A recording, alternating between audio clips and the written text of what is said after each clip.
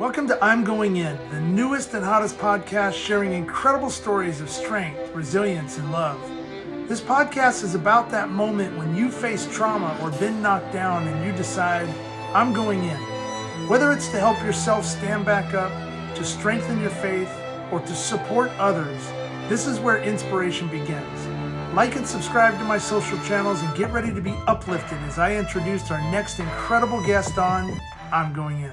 Hey, welcome back to I'm Going In. My name is Todd Blyleven. I'm your host. And today I'm bringing on an incredible guest. I've been waiting for him to come on this show, and he's gladly accepted. His name is Jorge Toledo. Jorge was one of 6 executives from the Venezuelan American oil company Citgo, who was detained in Venezuela and was arrested in November of 2017 during a business meeting in Caracas. And they were subsequently accused of corruption and embezzlement related charges. Jorge is going to go into sharing this gripping tale of survival and recounting the challenges he faced during his time in captivity in Venezuela and shedding light on the complexities of hostage diplomacy. This is a great episode, everybody. Jorge is a musician, marathon runner, husband, father, grandfather, an advocate for creating awareness to the threat of hostage diplomacy. And Jorge, like we were talking about before, my show is all about the moment when you decided you're going in. And I'd love to get into the nitty-gritty of this, get into your background, what happened over there, but really too, which I think is really important for our audience members, first responders, combat vets, general, teachers, everybody that's listening to this. When was it that you decided in that darkest moment that you said, you know what, I'm going in for myself. I've got to stay alive. I'm going in for my family, going in for my faith, whatever that is. And then the aftermath of what you're doing today with being such an advocate for going in for others. So let's take it now from the beginning. First of all, thank you so much for being on I'm Going In. Well, Todd, thank you very much. I appreciate it.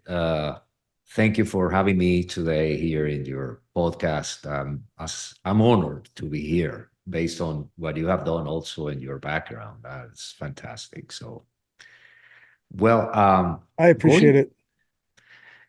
Going to your question on the background, I think it's important to provide some context on the issue because just from the broader standpoint, this was a geopolitical issue. So and I was involved on this, and that brought a lot of complexity on the issue. So. Talking about myself, so I was born and raised in Caracas, Venezuela. I came from what was called the post-war culture. So immigrants coming into the Americas and then settling, and then I was very lucky to have a fantastic education until going to college and getting my mechanical engineering degree. But besides that, so I was an athlete since my young ages. And when I was 9 years old, I started studying music in a music conservatory.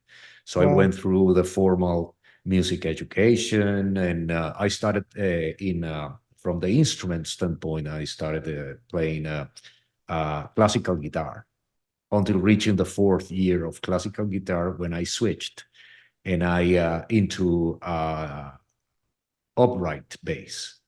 And I was a teenager, it was the 70s, long hair, rock and roll, and progressive rock. And then I became a bass player, and I had my first band. And when I get into college, I started playing music professionally. So it was my part-time job.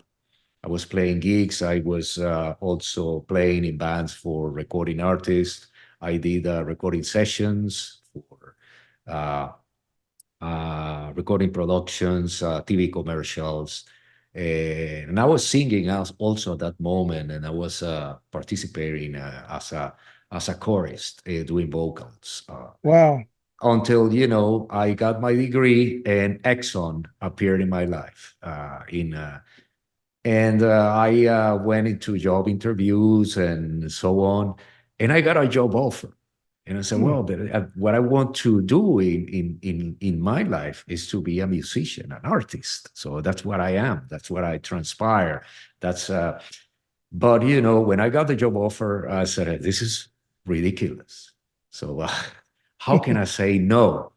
So when I left Venezuela, because the job required to move to other countries in Latin America. So that took Hmm. me to Colombia, Brazil, Mexico, then Puerto Rico.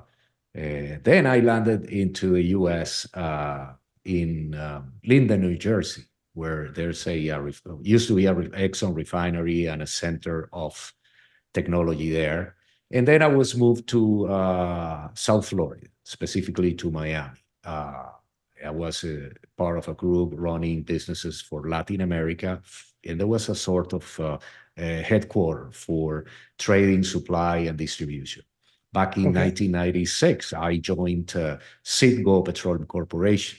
I got a Hmm. fantastic job offer based in Miami as well. So I didn't have to move my family and so on.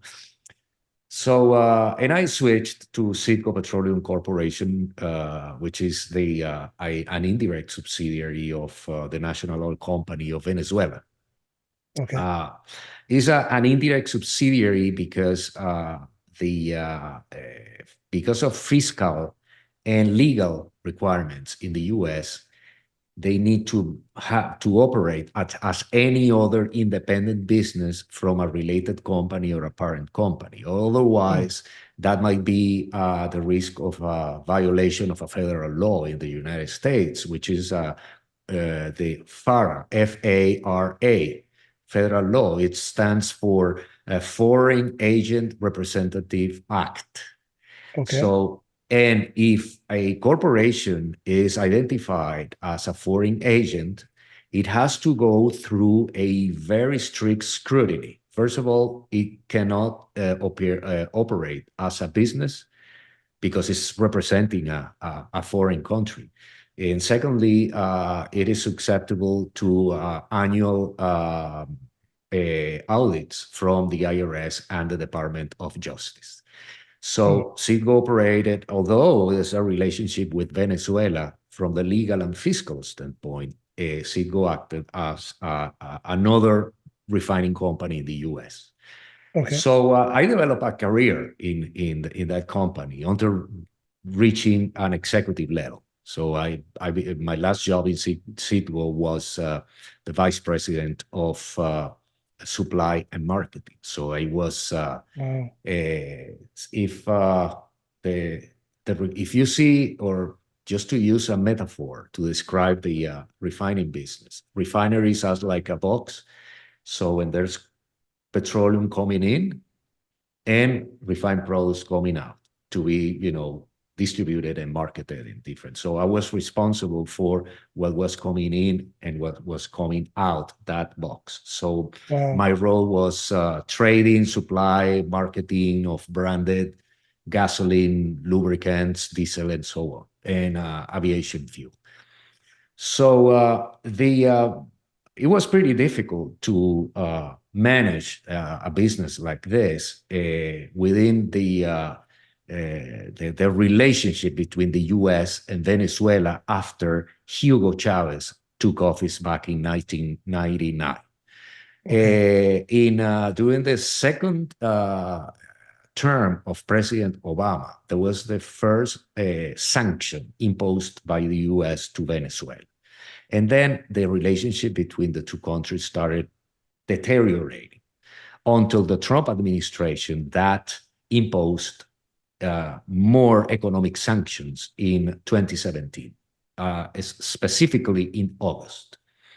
So handling a business in the U.S. with this, circumstance was pretty difficult. From the transactional credit, developing new business standpoint. It's very difficult because my role and the other executive role was to keep the corporation operating within all the laws and regulations of the United States of America.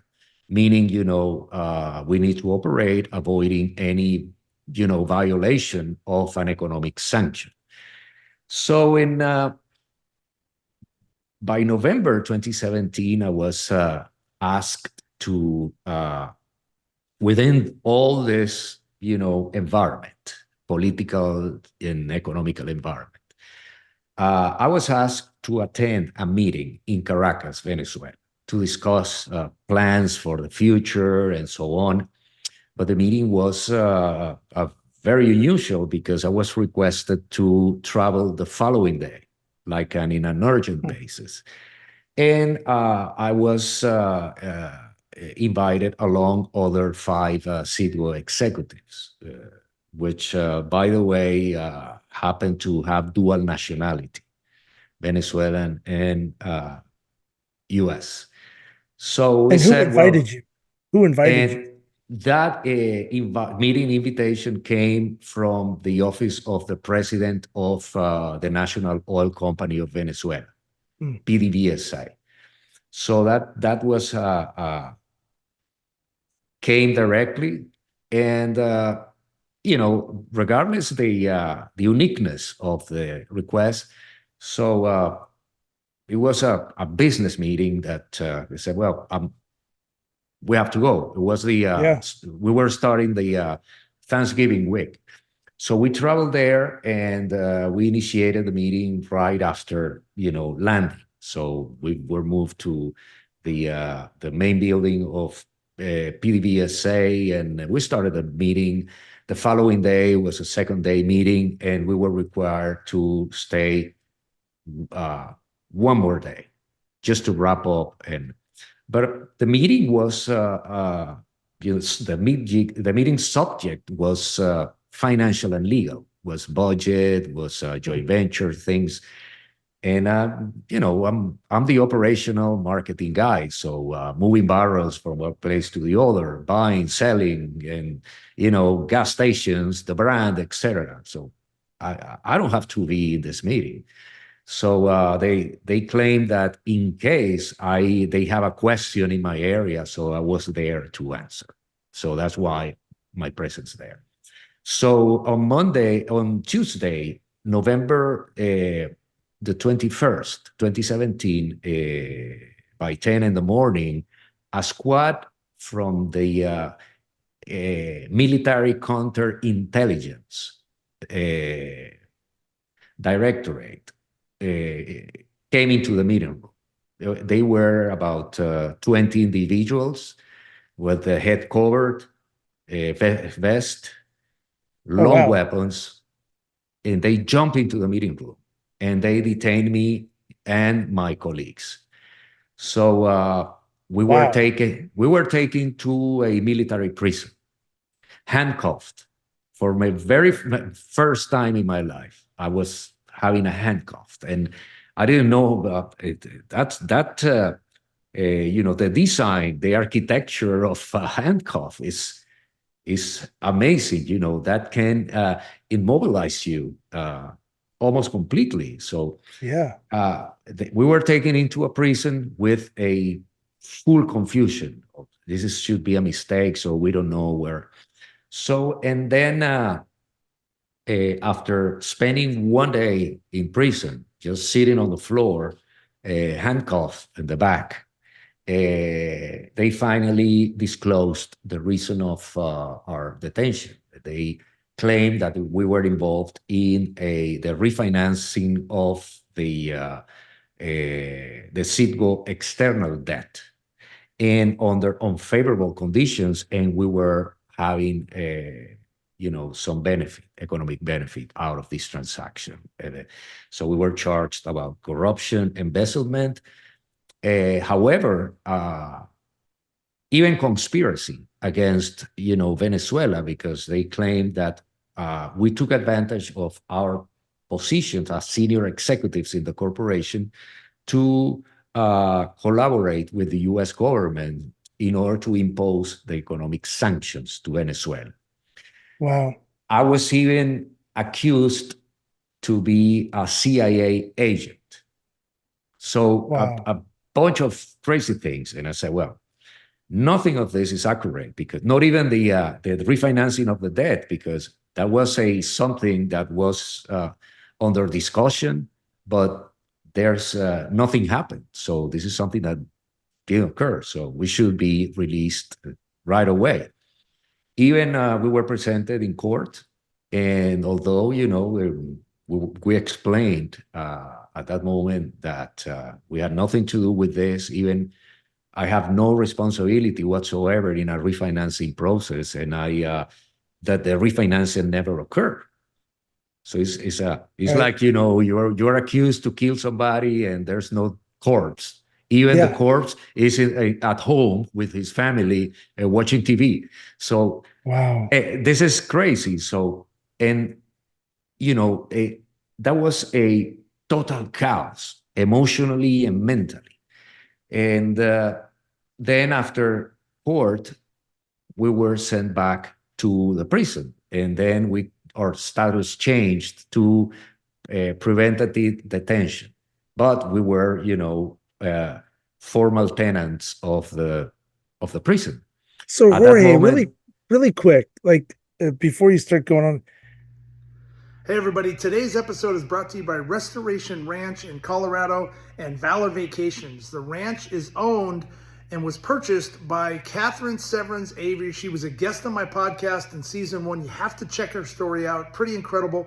But she basically bought this 40-acre ranch to give sanctuary and peace of mind to first responders and their families to get away and go enjoy nature. And it's just an incredible, incredible, magical place. So check it out on her website. She's doing amazing things to help our first responders and their families with just everything that they endure. So thank you to our first responders.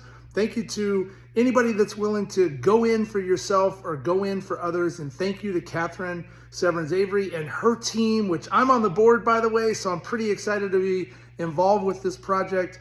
And then also Valor Vacations provides a discount to first responders when they're trying to rent a rental property to get away from all the daily grind that they endure. So thank you again, Catherine, for sponsoring this episode. And now let's get back to the show. So you have your family in Miami. You have your family's in Miami. You go to this business trip like anyone else is going. I'm going. I go to a business trip. I'm sitting in a boardroom, and we're talking. And a lot of times, I know I've been in that position too, where like, why am I here? But I'm here just in case I got a question. And all of a sudden, 20 armed individuals come screaming through your office and detain you. And then, do you have a lawyer at this time? Like, what happens, in that first 24 hours while you're in the court defending yourself? Or is this just kind of a pre-arraignment saying, these are your charges? Like, does Citgo send someone at this point? Who's well, that was defending you? interesting because the at that moment the Venezuelan uh, president and the government people in Venezuela sent individuals from Venezuela to take over our positions or responsibilities. Although by corporate policy, Citgo was responsible to provide legal assistance, immediate legal assistance. So these individuals didn't proceed on that regard. So Wow. that is So one you're thing. out there by yourself. You Yeah, and these others. Go ahead. Yeah. and in addition to that, we were deprived to have contact with our families and with attorneys. Wow. So when something like this happens and nobody knows where you are and you are not allowed to have contact with the external world, that is what the Rome Statute of the International Criminal Court defined as an enforced disappearance. And an enforced disappearance is a crime against humanity who could be prosecuted by the International Criminal Court. So as a matter of fact, in addition to this, the detention was carried out without having a warrant. So there Wow. was no warrant. So that's violate also not only the local and international laws, that violates the fundamental rights of an individual. So that is the context of the detention, and how from the very beginning the local and international laws were violated, in addition to our fundamental rights as humans. That's absolutely, I mean, it, it's amazing, just on how country to country it can be so different, but yet they're just setting their own rules. So, what happened now after the first 24 hours and you're realizing, okay, I can't call my family, I can't call an attorney, I have no rights basically. I'm at the will of whatever they're going to decide. Your life is literally in their hands. Are you able to talk to the other five individuals? Were you together or did they isolate you entirely? Or so what happened at this moment? Well, the at the very beginning, before going to court, we were together and we were able to talk, and but there was all confusion, so nobody could explain logically and rationally what was happening. So once in court, and we were, accused by the country's prosecutor, we were sent back to the prison.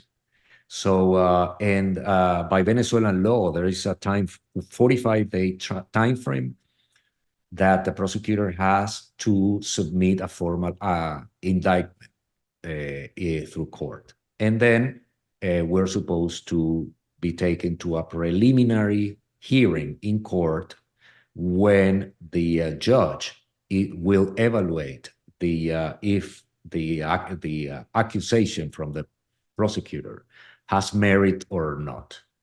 And if the answer is yes, so we're taken into the next step, which is trial. If the answer is no, we have to be released. So Yeah. at that moment, where the judge said, while the accusation comes to the court, these 6 individuals has to be taken into prison, preventative prison, because since we didn't have anything in Venezuela, not even family, the risk of escaping the country was very high. So they didn't want us to leave the country. So, and we were taken to prison. At that moment, we took out our suit and ties. I spent 2 or 3 days wearing the same suit, and so when we changed clothing to the prison uniform, and our head were shaved, like that Auschwitz Oh, look. And yeah. then and at that moment we were separated. So the strategy of this military counterintelligence group was to separate us because they didn't want us to talk each other. And I was Wow. taken to a cell with other cellmates. So it was a cell for 6 people. We were 10. And that is when the journey started. So when they closed the cell door and they lock it, that's metallic sound of a lock against a metal door. That is when I said, well, the journey is just starting. Wow. I mean, how you're probably now knowing this is not going to turn out well. Were you in fear for your life? I mean, mentally, you got to be in survival mode at this point. Now being in, let's call it general population, right, with other cellmates that you don't know who these Mm. characters are. So you're probably in some form of a survival, uh, defense mode, right? At this point, trying to figure out what the heck is going on. What were you feeling in that moment? Well, I feel that my life was in jeopardy because I didn't know who were these guys with me. Yeah. But I think that they noticed my facial expression of panic. That immediately they said, "We're not criminals. We're not murderers. We are political prisoners. So you are Wow. here with good people." And that was true. I was with some members of the military that were taken into prison because of being against the regime. Yeah. I was also with local entrepreneurs, business people with assets, owners of, companies, production units. They were in the manufacturing of goods and services for the petroleum industry, but also in the food sector. Uh, uh, and I came in with nothing, not even with a toothbrush, not even Wow. nothing. So these guys gave me some, bars, a soap bar and toothpaste and so on. So, but it was a lot of confusion. The first 30 days or 60 days. So it was like, you know, waiting for, somebody to unlock the door saying this is a mistake or so. But after 60 days, the prosecutor formally submitted the accusation to the court. Therefore, our process all the way to the preliminary hearing started. So in that accusation, so there was a detail on the charges and so on, but we had to wait until the preliminary hearing, and nobody knew when this was to occur. And that is what I call, the when I moved from the chaos segment to what I call the reality check, because Wow. I realize, you know, I'm going through the entire process. I need to find a way to get it legal representation. And I started, realizing that I was in the midst of a geopolitical affair. And when you're within a geopolitical affair, that means that two countries needs to discuss and talk. And the times of politics and diplomacy, the timing of politics and diplomacy is very, very long. So I I immediately recalled one song during the early ages of Elton John, Rocketman. And Wow. the chorus said, and I think it's going to be a long, long time. So that was Wow. my reality check. And this was a fundamental moment because I am Buddhist. I practice practice Buddhism since 1985. One of the important things to understand life from the Buddhist standpoint is to see reality as it is and not through illusions such as our ego, our some of our desires, some of our shortages. Is the reality as is, because the circumstance is the circumstance, the reality is the reality. What changes is the way to you approach that reality, and that Yeah. is what makes a difference. But Mm. reality as it is a fundamental moment. And that was my fundamental moment in prison, when I realized, how was my reality. And I that is the moment when you ask to yourself, what am I going to do? Yeah. Am I going to survive? Am I going with the flow, and maybe to perish as a result of the harsh conditions? Because not only was the conditions at the cell There was a also situations of shortages on food that drove me into starvation. So I'm a 5'10" person, and I reached 100 pounds of Oh, weight geez. in less than 6 months. Wow. So I thought at that moment, if this situation continues, I'm going to die.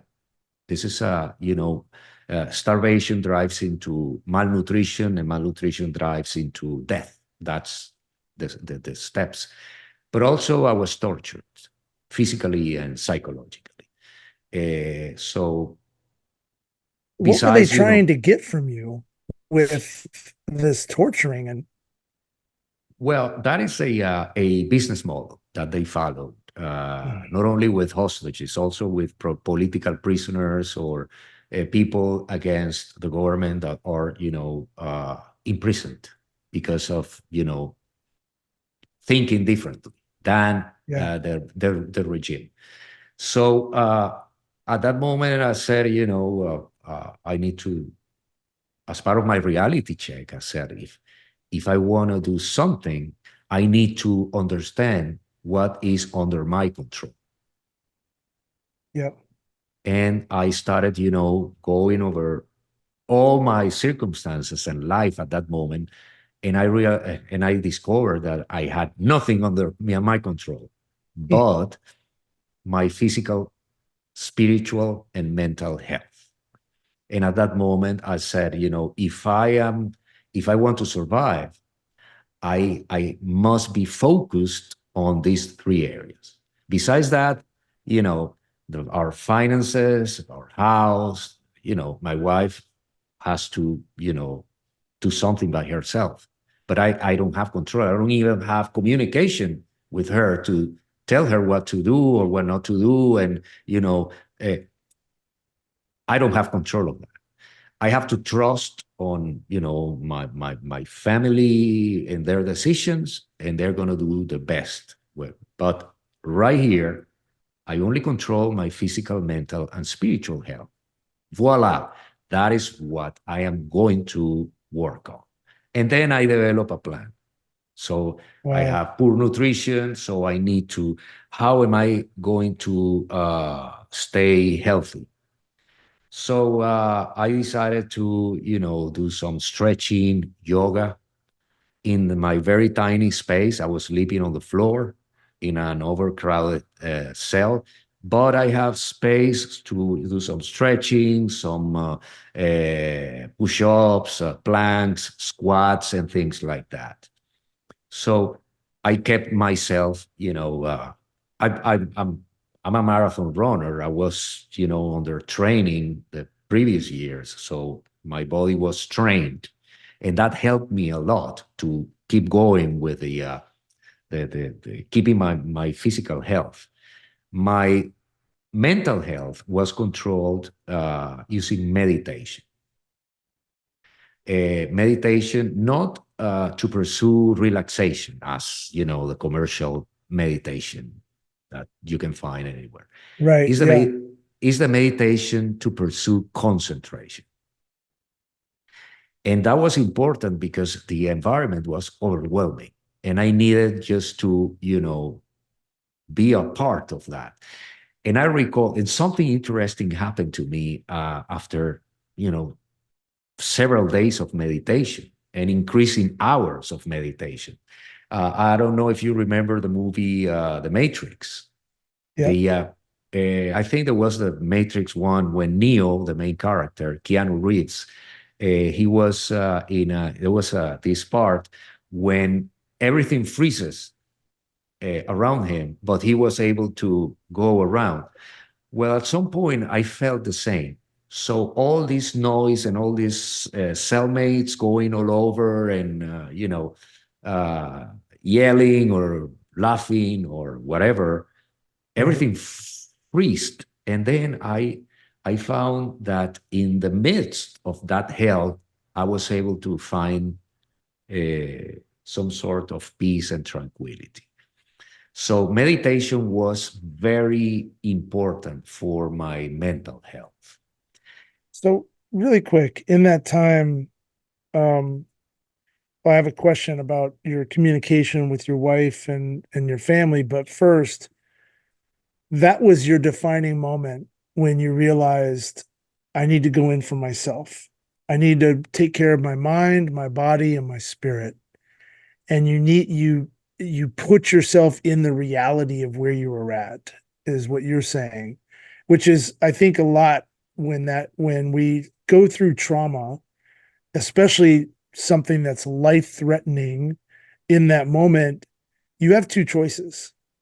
One, you can continue to live in the chaos and let the outside element attack you and interpret what may happen, or you can dig in and say, I'm taking care of this on my own.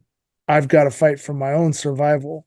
I need to control my mind. I need to control my breathing. I need to control my element of where I'm at. I have control of this. And you took care of that space and you planted yourself in the reality of where you were, which is, I think, remarkable because especially, it's easy to freak out, right? Probably. I mean, I would imagine in that situation, being in that prison, you didn't do anything wrong.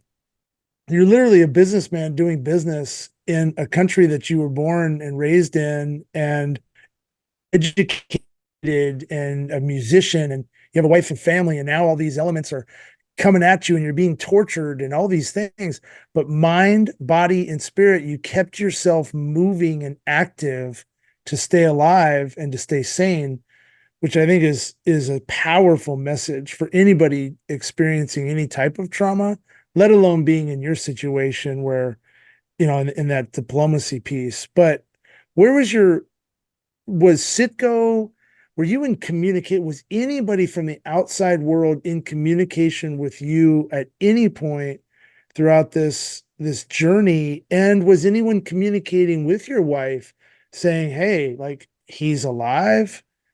We're, we don't know what's going on. The governments are talking. Like, where was your wife mentally? And then how did this kind of come about where you ended up getting some form of closure through this with the Well, with the yeah. for the family is you know I have to say that the family takes the worst part of this Wow. because they don't know, they didn't know where I was, and they figure out the worst. So they were Mhm. able to manage to accommodate legal representation for me, and eventually, after several months, these attorneys were, allowed to go to the prison. But I spent almost a year without speaking with my wife. So the communication was, only the by intermediation of the attorneys. Mm. I had an attorney visit every other week, and I was allowed to speak to them by 10 minutes. And it was cameras and microphones all over and guards. So, and during these 10 minutes, I sent messages, I received messages until, after a year, we were allowed to make a phone call to our family. And that was the first time that Wow. it was a 3-minute call after a year. And well, I at that moment, my wife wasn't able to articulate a word because of she was crying all the time. So when I noticed, I felt her pain, and I decided to, try to move her spirit up and said, well, this is hard, but, honey, I am hard to kill. So you know me. So you Yeah. know me. You know that I'm going to survive. So I'm doing great. I made new friends in my cell. They are helping me. We're helping each other. So we're doing our best. So this is a difficult situation, this is a nightmare, but I want you to know that I am doing my best and I am going to be successful now. Mm. So that is when, after the reality check, my volition part of the process came into the picture, because volition is the power of will, of your will. And then with your will to make a decision, to make a choice, as you mentioned earlier. Uh, but it's not only the what and the how, it's why. So why am I going to survive? And that is, I think, the next question into the volition and preparing your plan and your process. And that why is related to meaning and purpose. Without meaning and purpose on anything in life, you're not going to make any progress, not going to create value, nor even survive. Because life is a matter of survival, of multiple events and situations. Right. So the meaning and purpose is a pivotal point or moment here, because what is the meaning and the purpose of my survival? And the answer came right after that phone call: my family. And that my family became my the purpose and meaning of my survival. Wow. So, and that was triggered by that phone call with my wife. I said, I'm going back to my family, stronger than before, as a better man than before. And that commitment drove my determination to put in place a plan to survive. I didn't know how long my ordeal was going to take, but what I was my conviction on my survival was very strong. So, as a result of that meaning and that purpose, and that conviction drove determination, and that determination drove an action plan. But determination without action is just wishful thinking. So when Right. you execute, you work on a plan, work on a process, and you start executing. That fuel uh, is burned in that engine of your volition. So that is what determination, and that ends into action. And that action was, what I did to preserve my physical, mental, and spiritual health. Yep. Yeah. Amazing. I mean, that's when you decided just to stay alive and you had the purpose of your family. And I know even in my situation and going through, the mass shooting in Las Vegas and the 8 hours and boots on the ground, and I'm running back and forth and going into danger and trying to, save as many people as you can. The main purpose was not only to help people, but to also get back to my family safe. I wanted to stay alive. I made that decision. So each time I went back in, it's the same thing. Every firefighter that goes in, that's dealing with some form of tragedy or trauma, it's one thing to think about, hey, I want to be better, or I want to learn how to live with this, but the action of it and actually doing the hard work and taking the steps forward to make sure that you are succeeding in your wishes and desires and taking care of yourself mentally. So fast forward, because I know just for time's sake, I mean, obviously you've gone through a tremendous amount of chaos. Your family's going through all these things. How does this come? Like, you were in there for 6 years. For 5 years. 5 years. You're in the 5 years of your life. You're going through this, and just the perseverance and the resilience that you had to withstand this. So at the end, how does this come to a conclusion in that in that situation, and then you're coming home, and then talk to me about what you're doing today. Well, in from August to November 2020, we went into trial. And regardless, not having any evidence, I was sentenced to 8 years and 10 months of imprisonment, along with my colleagues. So that was a one of the worst moments of the challenge, because I was sent back to prison. Wow. However, that was a moment of that was the election year, and starting the 2021, the Venezuelan government started like sending messages to the new administration. So we want to rebuild the relationship. So the diplomatic relations were suspended between the two countries. So and then it was more like a vox populi that the Venezuelan regime wanted to negotiate with the US government on our release. But it was finally what they were proposing was a quid pro quo. So meaning that, our release was contingent to the release of some Venezuelans imprisoned in the United States. So that went through the entire 2021, when the new administration was in place. And by the end of 2021, particularly in December, early December 2021, we had the visit of a delegation from the Department of State of the US in prison. They wanted to uh, visit us to check our health and so on.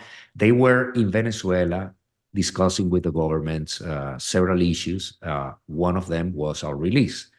So we learned during that meeting that the Venezuelan regime was asking for 3 individuals in exchange of our release.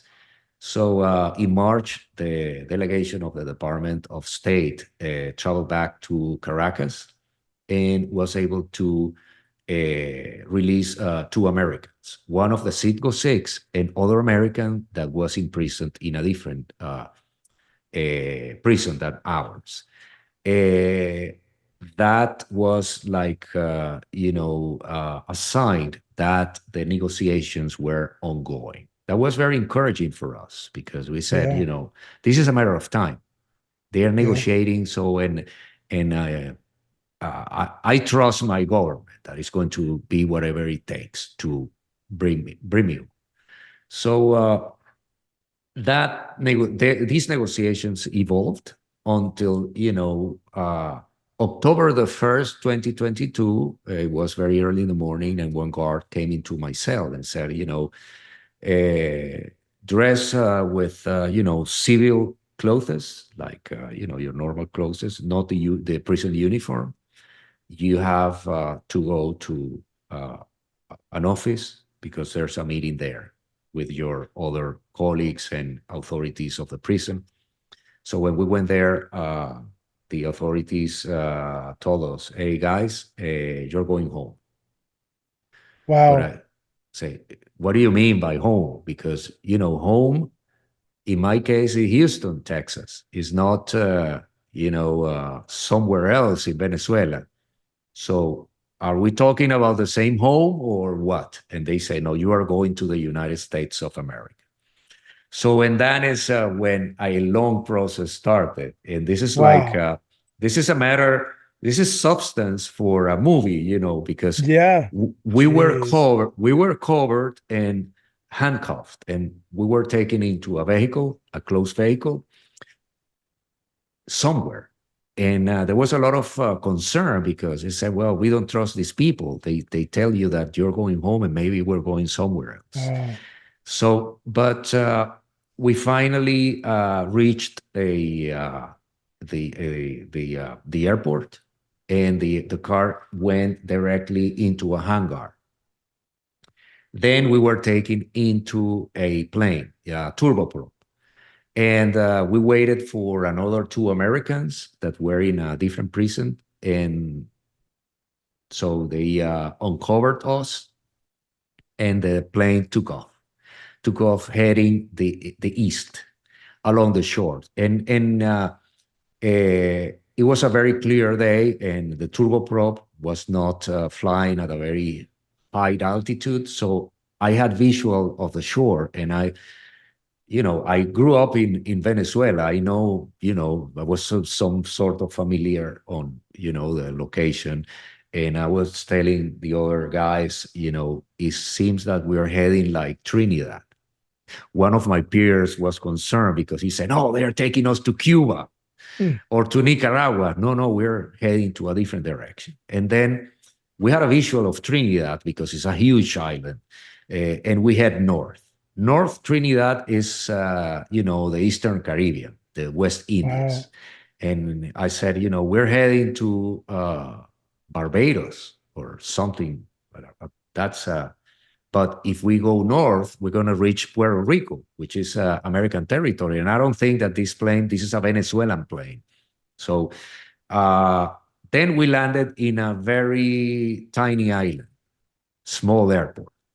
The airport was, you know, with no people. There were no people in that airport. Just, the airport, and the plane landed and moved aside, and we were waiting inside the jet with the engines on. Hmm. There were armed guards in the plane with us, so it was like a very tense moment because we didn't know what happened. Say, well, we don't know where we are, but we're not in Venezuela, definitely, or maybe in an island in the Caribbean that belongs to Venezuela. But about 30 to 45 minutes later, a jet, an American jet, landed. It was with an N identification, so this is an American jet. And then another jet with a Venezuelan identification landed. So we were two planes. So we waited 30 more minutes, and the airplane gate opened, and two individuals came in. One of the individuals was the special presidential envoy for hostage affairs from the Department of State, Wow. Roger Carstens, and the other was a representative from the Venezuelan government. And they entered there, and uh, Ambassador Carstens started, checking head count, faces, and they said, "Well, these are the guys. Now let's go to the other plane." And they went to the other plane, and then they came back. They said, "Well, we're going to sign some papers, and you're going to go to the other plane. You're going to disembark, walk across, the airport, and get into the other plane." So I said, "Well, there was armed guards there that were like ready for action." So after several minutes, we disembarked, and then we started Wow. walking, heading the American jet. And in the meantime, we crossed with two individuals Wow. that left the American jet and headed to the Venezuelan aircraft. So I saw the individuals, and I didn't know who they were, but what the heck? So I don't care. They could Yeah, be, get me on that plane. I don't Yeah. care. I would. Yeah. And then I started seeing, faces from there were people from the National Security Council, the Department of State, and a couple of U.S. Marshals. So we went into the plane, and the guy said, "Well, we're going home." Wow. And I asked for a cell phone. I wanted to call my wife and my Yeah. children, and they said, "No, we need to wait until President Biden speaks with all the families."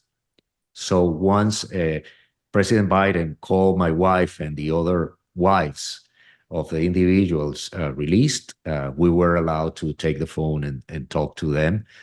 So Wow. the plane took off, and we headed to San Antonio, Texas. and that was Wow. the affair around uh, our release.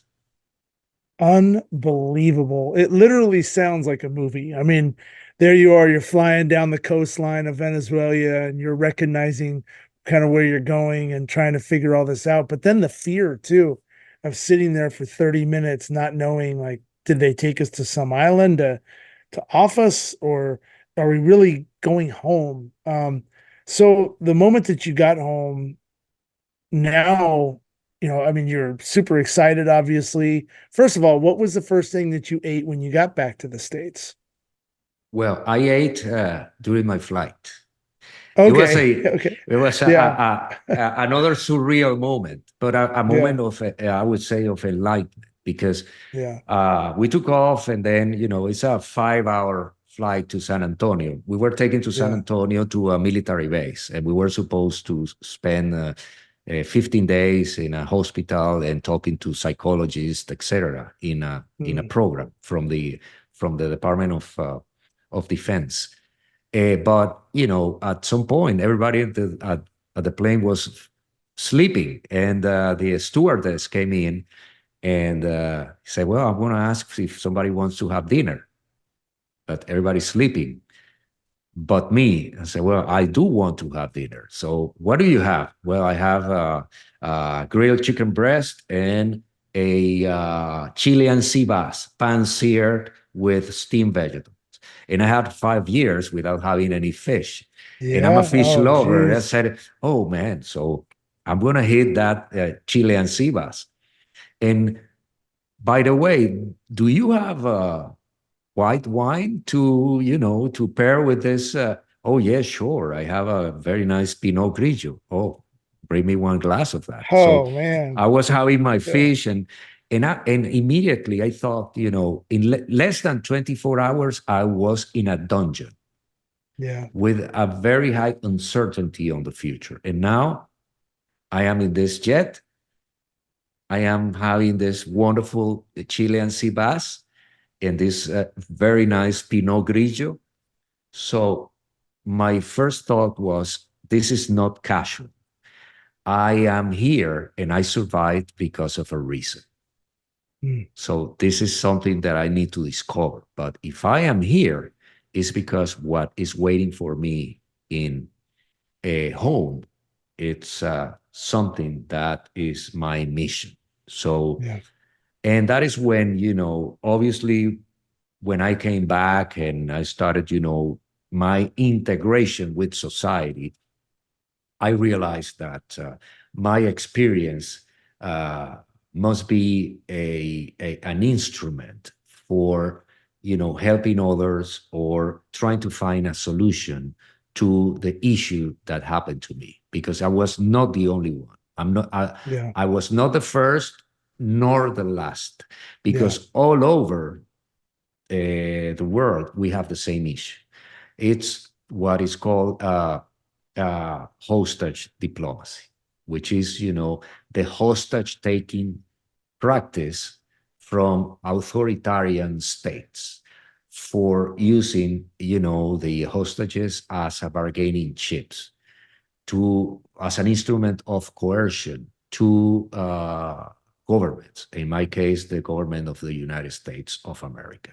This is becoming a global issue and is becoming a component of the foreign policy of these authoritarian regimes, such as Venezuela, Nicaragua, Cuba, Russia, China, Iran, Syria.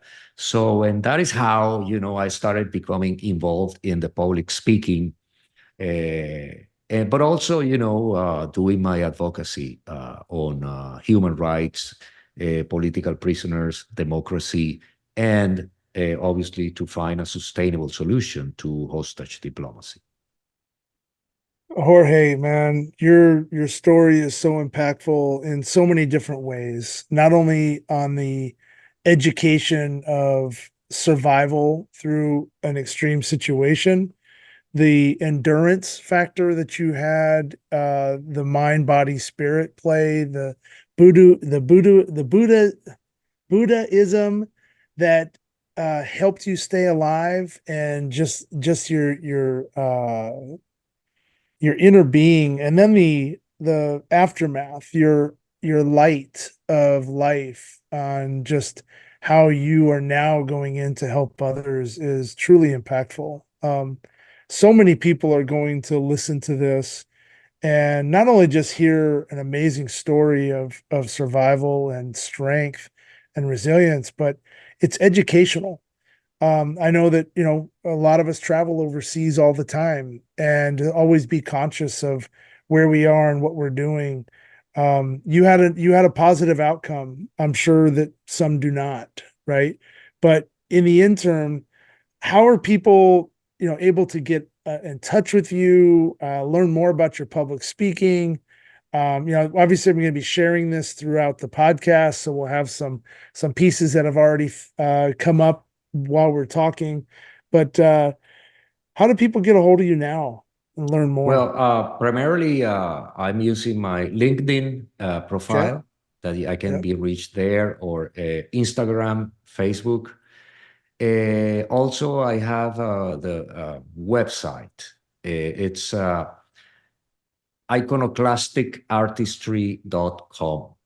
That is Okay. my company that I have set up for, as a foundation for my activities. And in my website, you can find anything, all the story, and what I am doing at this moment, my activities, and my concept of Yep. speaking and helping others, because the big picture message here is that any human faces adversity, challenges, obstacles, change. Impermanence is the rule of the universe, but depending on ourselves, we can extract value out of that adversity situation, changes, obstacles, and challenges. It's our own Right. decision. So, and that is applies to anybody in our society, from the housewife to the college student to the athlete to the businessman to the politician. It's that's the package, and that's the message that I want to convey. It's so powerful. You really are you're so articulate. You're extremely interesting to listen to. Your knowledge, it just keeps coming out. So I'm definitely a fan. We definitely are going to do our part to try to amplify your positive message on life, and hopefully help a global situation decrease and diminish, bring more light on the situation, which may hopefully alleviate some of these other people that had to walk through your shoes, and prevent that from happening. So thank you so much for being on this podcast. You truly are, you're an example of what this is all about. You've gone in for yourself, and now you're going in for others. So thank you, sir. We wish you the very, very best. My pleasure. I appreciate the opportunity to talk to you, and and try to express my humble message, my message of hope, of conviction that we have our destiny in our hands, and we can, work hard on, being in better circumstances. That's right. Yeah. And it's all about that sea bass at the end. Oh, yeah. Yeah. Awesome. Thank you, sir. My pleasure.